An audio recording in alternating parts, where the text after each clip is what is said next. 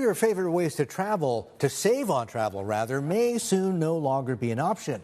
Some places are clamping down on something called shoulder season travel, which are trips that you take between high and low tourist seasons. Let's get right to CNBC's travel editor, Monica Pitrelli. She's back with us for more. Good morning. Good morning. So shoulder season travel, it's not a term that is really well known outside of the travel industry. However, millions of people do it, whether they know it or not. And the reason is because you can save a lot of money this way. Typically, you'll have fewer crowds and some pretty pleasant weather. But just to be clear here, we're not talking about low season travel. This is taking advantage of those little bookends on the sides of peak season. And we're seeing so many people do this that it's actually starting to change long-established seasonal trends. In a new survey of 200 travel specialists for the company Zicasso showed that 40% of agents said that they're seeing high season extend in many places. Now, with that means that shoulder season is getting smaller, and with it, the deals that make so many travelers so excited about traveling during those times, well, those are vanishing as well. But to see to the extent that this is actually true and where, I compared hotel prices in several destinations around the world for a story that we published on CNBC.com this morning. And I looked at 3 different hotel rates, tiers that is, some budget, some luxury, and compared prices between peak and shoulder season. And I'm happy to say for travelers looking to save some money, there are some considerable savings to be had in Rome and Kyoto.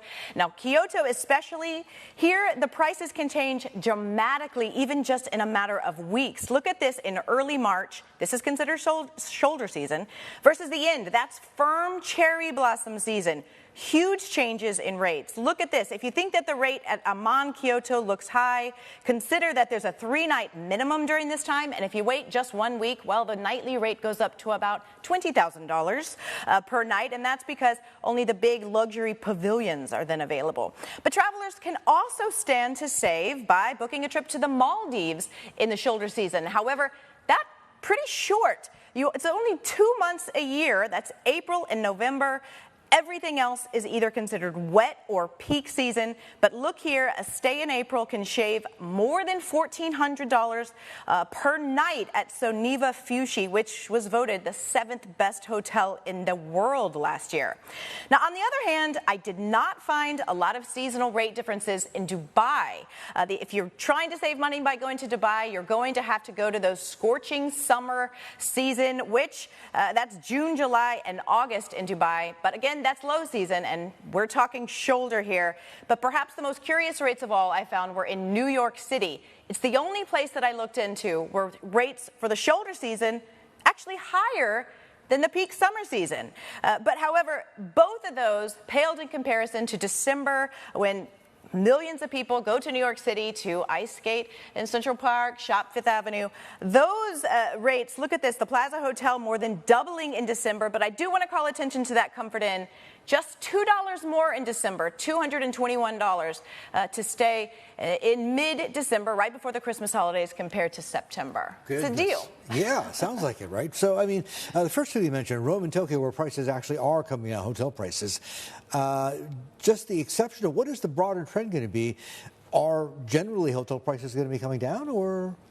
It doesn't look so. It doesn't look so at all. A lot of the projections show the opposite, that they're going up. One particular study from BCD Travel says globally rates probably going to go up about 7%. There is regional variation with that. Asia showing about 6%, but especially in places like Hong Kong, India even. Domestic travel in India is thriving.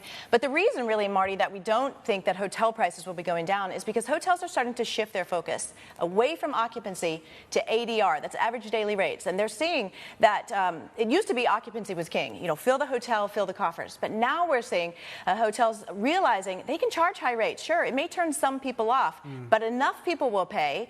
And then they can keep some of their operating costs down because they don't have to have as much staff. Staffing still remains an issue in much of the travel industry.